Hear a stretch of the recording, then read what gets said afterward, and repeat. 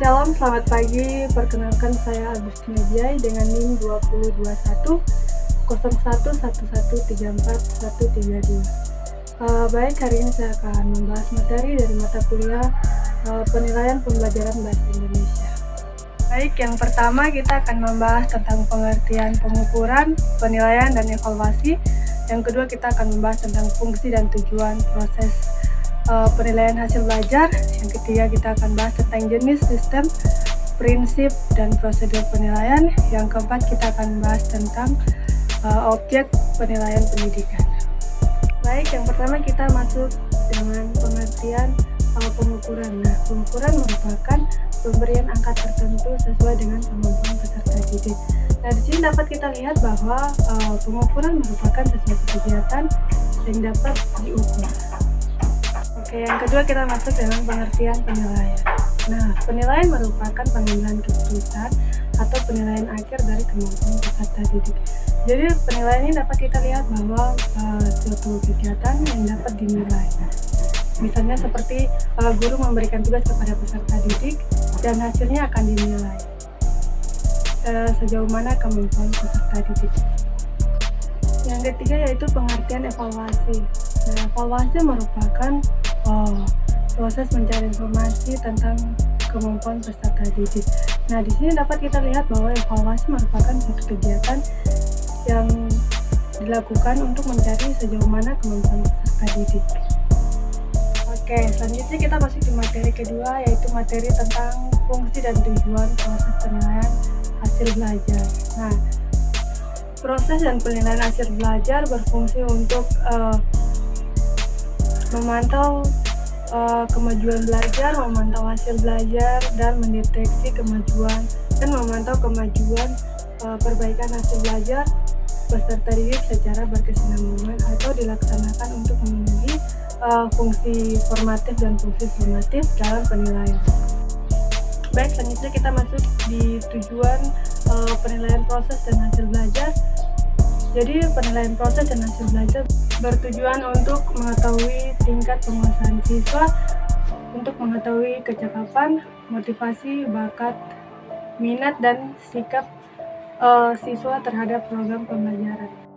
Minat dan sikap siswa terhadap program pembelajaran untuk mengetahui tingkat kemajuan dan kesesuaian hasil belajar siswa dengan standar kompetensi dan kompetensi dasar yang telah ditetapkan.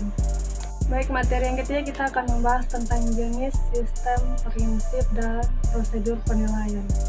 Nah, yang pertama kita masuk di jenis penilaian. Yang pertama adalah asesmen diagnosis. Asesmen diagnosis adalah asesmen yang dilakukan secara spesifik untuk mengidentifikasi kompetensi, kekuatan, kelemahan peserta didik sehingga pembelajaran dapat dirancang sesuai dengan kompetensi dan kondisi peserta didik. Yang kedua yaitu asesmen formatif. Asesmen formatif yaitu asesmen yang bertujuan untuk memberikan informasi atau umpan balik bagi pendidik dan peserta didik untuk memperbaiki proses hasil belajar.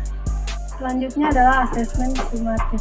Asesmen sumatif adalah asesmen yang bertujuan untuk memastikan ketercapaiannya seluruh tujuan pembelajaran.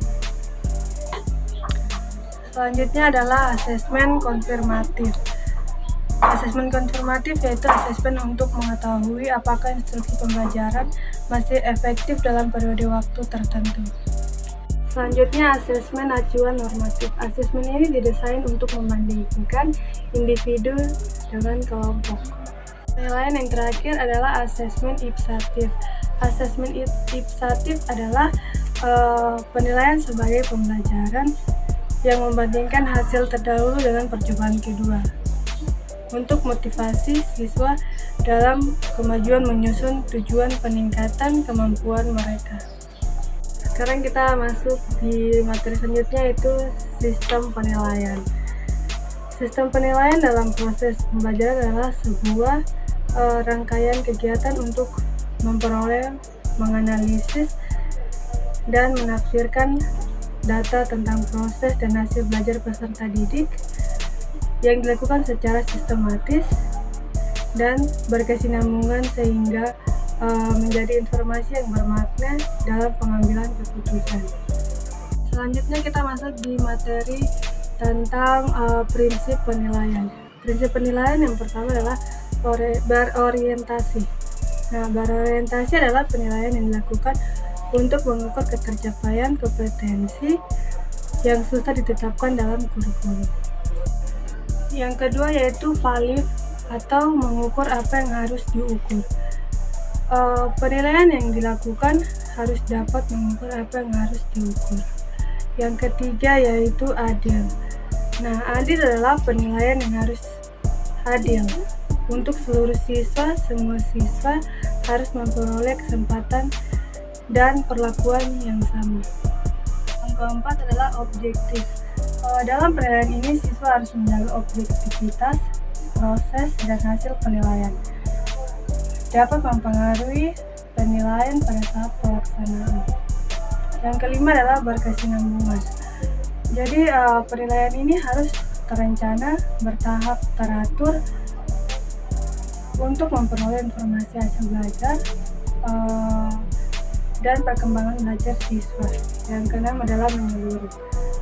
Penilaian ini harus mampu menilai seluruh kemampuan dalam kurikulum. Yang ketujuh adalah terbuka.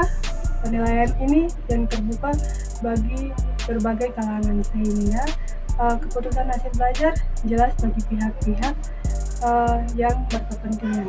Yang kedelapan adalah bermakna. Penilaian ini hendaknya dapat memberikan gambaran informasi mengenai tingkat pencapaian hasil belajar siswa, keunggulan, kelemahan siswa, minat, serta potensi siswa dalam mencapai kompetensi yang telah ditetapkan.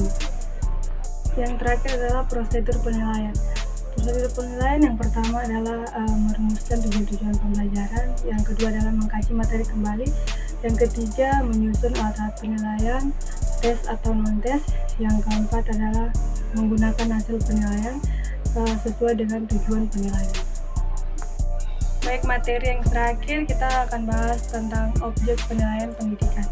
Objek penilaian pendidikan adalah yang pertama aspek kognitif atau pengetahuan dan pemahaman, yang kedua adalah afektif atau sikap dan cita-cita, yang ketiga adalah fisikomotor, keterampilan dan kebiasaan. Nah, penyusunan instrumen ini teridentifikasi terhadap aspek-aspek yang akan dinilai dan dijadikan subjek penilaian, yaitu guru atau dosen yang mengajar mata pelajaran tertentu. Baik, materi kita hari ini sampai di sini. Sekian dan terima kasih.